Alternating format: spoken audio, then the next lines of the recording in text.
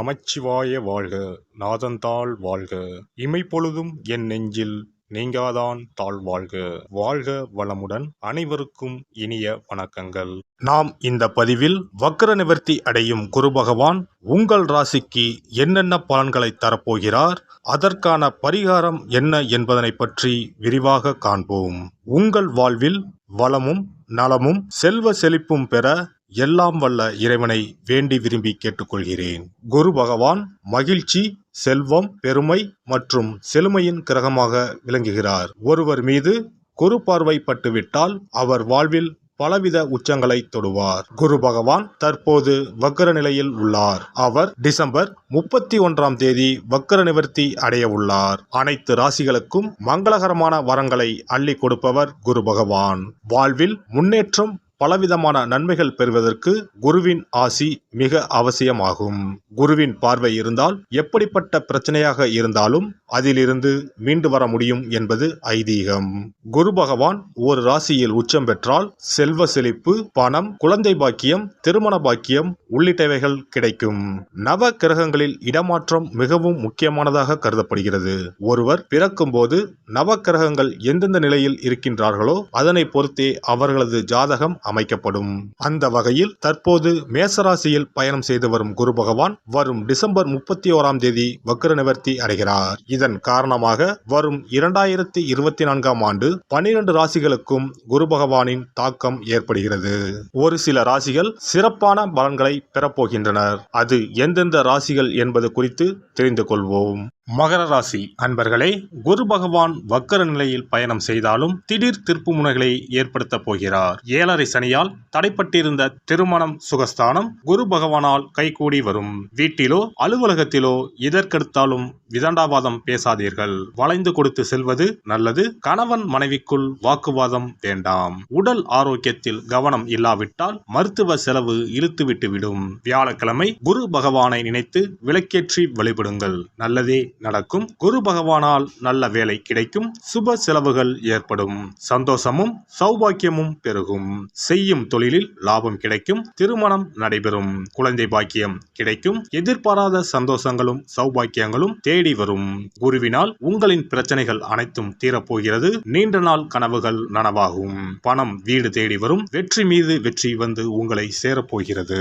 புதிய நபர்களின் அறிமுகங்கள் கிடைக்கும். வாழ்க்கை துணைவர் வழியில் ஒத்துழைப்பு ஏற்படும். கூட்டு வியாபார பணிகளில் முன்னேற்றமான சூழ்நிலை உண்டாகும். தந்தை வழி உறவினர்களின் மூலம் ஆதரவான வாய்ப்புகள் ஏற்படும். உயரதிகாரிகளின் ஒத்துழைப்பு கிடைக்கப் பெறுவீர்கள். ஏற்றுமதி மற்றும் இறக்குமதி சார்ந்த வியாபார பணிகளில் முன்னேற்றம் உண்டாகும். சேமிப்பை மேம்படுத்துவது தொடர்பான சிந்தனைகள் ஏற்படும். மறுமணம் தொடர்பான முயற்சிகள் கைகூடும். பொருளாதாரத்தில் இருந்து வந்த இழுபறியான சூழ்நிலைகள் மறையும். பிற மொழி பேசும் மக்களின் ஆதரவினால் மேன்மை உண்டாகும். மனதளவில் இருந்து வந்த கட்டுப்பாடுகள் குறைந்து சுதந்திரத்தன்மை மேம்படும். ஆரோக்கியம் தொடர்பான விஷயங்களில் கவனம் வேண்டும். சளி தொடர்பான பிரச்சனைகள் அவ்வப்போது ஏற்பட்டு நீங்கும். பெண்களுக்கு சுபகாரியம் தொடர்பான முயற்சிகள் கைகூடும். கணவன் மனைவிக்கு இடையே நெருக்கம் அதிகரிக்கும். நபர்களின் தன்மையை அறிந்து நட்பு கொள்வது நல்லது. வெளிநாடு தொடர்பான பயண வாய்ப்புகள் கைகூடும். உத்தியோகஸ்தர்களுக்கு தவறிப்போன சில பொருட்கள் பற்றிய விவரங்களை அறிந்து கொள்வீர்கள். நிர்வாக திறமைகளை வெளிப்படுத்தி பலரின் பாராட்டுகளை பெறுவீர்கள். சக ஊழியர்களின் ஒத்துழைப்பு கிடைக்கப் பெறுவீர்கள். வர்த்தகம் தொடர்பான பணிகளில் ஆர்வம் அதிகரிக்கும். மாணவர்களுக்கு உடல் ஆரோக்கியம் தொடர்பான பிரச்சனைகள் குறையும். பலதரப்பட்ட சிந்தனைகளின் மூலம் குழப்பங்கள் ஏற்படும். மாணவர்கள் பாடங்களை 1க்கு 2 முறை படிப்பது நல்லது. திறமைகளை வெளிப்படுத்துவதற்கான வாய்ப்புகள் அமையும். ஒப்பந்தம் தொடர்பான பணிகளில் எதிர்பார்ப்புகள் நிறைவேறும். ஆடம்பர பொருட்கள் தொடர்பான விஷயத்தில் முன்னேற்றமான வாய்ப்புகள் கிடைக்கும். வியாபாரத்தில் லாபம் அதிகரிக்கும். குடும்ப உறுப்பினர்களின் மூலம் ஒத்துழைப்பு கிடைக்கும். வழக்கு தொடர்பான விஷயங்களில் சாதகமான தீர்ப்பு கிடைக்கப் பெறுவீர்கள். மனை மீதான கடன் சார்ந்த உதவி கிடைக்கும். எதிர்பாராத சில புதிய பொருட்சேர்க்கை உண்டாகும். காலநிலை தொடர்பான விஷயங்களில் ஆதாயம் மேம்படும். அரசியல் துறைகளில் இருப்பவர்களுக்கு நிம்மதியான தூக்கமும் தனவரவும் உண்டாகும். அரசு சார்ந்த அதிகாரிகளின் ஆதரவு கிடைக்கும். கொடுத்த வாக்குறுதிகளை நிறைவேற்றுவீர்கள். உங்கள் மீதான நம்பிக்கை அதிகரிக்கும். கலை சார்ந்த துறைகளில் இருப்பவர்களுக்கு முன்னேற்றம் உண்டாகும். சமூகத்தில் செல்வாக்கும் மதிப்பும் அதிகரிக்கும். உயர்கல்வி தொடர்பான முயற்சிகள் ஈடேறும். எதிர்பார்த்த உதவியின் மூலம் சாதகமான வாய்ப்புகள் கிடைக்கும். பணப்புழக்கம் அதிகரிக்கும். வரவிருக்கின்ற குரு பயிற்சியின் மூலமாக வாழ்க்கை துணைவரின் அன்பையும் அரவணைப்பையும் பெறுவீர்கள். மேலும் பெரியோர்களின் ஆதரவோடு செல்வச் சேர்க்கையும் சுபிட்சத்தையும் மேம்படுத்துவீர்கள். எந்த ஒரு பணியையும் செய்வதற்கு முன்பு திட்டமிட்டு செயல்படுவது புதிய அனுபவத்தையும் புரிதலையும் ஏற்படுத்தும். பரிகாரம்: வியாழக்கிழமை தோறும் பிரத்யங்கரா தேவியை வழிபாடு செய்து வர முயற்சிகளில் இருந்து வந்த தடை தாமதங்கள் நீங்கி முன்னேற்றம் உண்டாகும். குரு பகவான் உங்களின் ஜாதகத்தில் சுபமானதாக அமையாமல் இருப்பின் கண்டிப்பாக அதற்கான பரிகாரம் செய்யும் விதமாக குரு பகவானுக்கு சிறப்பு பெற்ற ஆலயங்களுக்கு செல்வதும், வியாழக்கிழமைகளில் விரதமிருந்து குரு பகவானுக்கு கொண்டை கடலையை மாலையாக கோர்த்து அணிவித்து மஞ்சள் நிற மலர்களால் அலங்கரித்து நெய் தீபமேற்றி வழிபடவும். தானம் போன்றவற்றை காலை பொழுதிலும், மந்திர ஜபங்களை மாலை பொழுதிலும் செய்யவும். அருகில் இருக்கும் ஆலயங்களில் நவகிரகத்தில் இருக்கும் குரு பகவானுக்கு மஞ்சள் நிற வஸ்திரத்தை சாற்றி சிறப்பாக வணங்கி வாருங்கள். அதற்காக பரிகாரம் என்ற பெயரில் பணத்தை வீண் விரயம் செய்ய வேண்டாம். அதற்கு பதிலாக இறைவனை வழிபடுவதோடு ஆலயங்களுக்கு தேவையான நெய், நல்லெண்ணெய், பன்னீர், சந்தனம், பால், தயிர் மற்றும் மலர் மாலைகள், பூக்கள் என இறைவனுக்கு உகந்த கோவிலுக்கு தேவையான பொருட்களை உங்கள் சக்திக்கு ஏற்றவாறு வழங்கி கோயில் கைகாரியம் செய்யுங்கள்.